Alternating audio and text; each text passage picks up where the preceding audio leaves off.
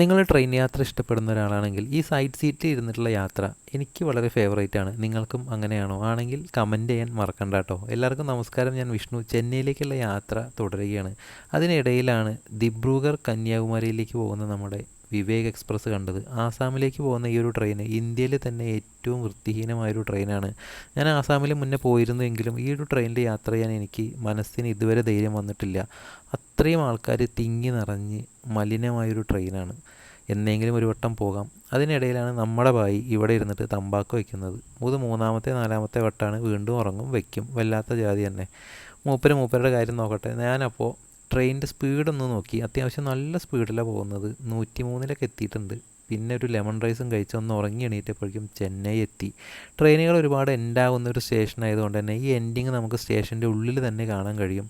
ഒരു റോയൽ ലുക്കാണ് MGR central railway station. ഇതാണ് നമ്മുടെ ചെന്നൈ റെയിൽവേ സ്റ്റേഷൻ്റെ പുറത്തുനിന്നുള്ള കാഴ്ച. അപ്പോൾ ഇതുപോലെ കൂടുതൽ ബഡ്ജറ്റ് ട്രിപ്പുകളുള്ള വീഡിയോസിന് വേണ്ടി നമ്മുടെ പേജ് ഫോളോ ചെയ്യുക. ചെന്നൈയിലെ കൂടുതൽ സ്റ്റോറീസുമായി അടുത്ത വീഡിയോയിൽ കാണാം. അതുവരെ ബൈ ഫ്രം വിഷ്ണു.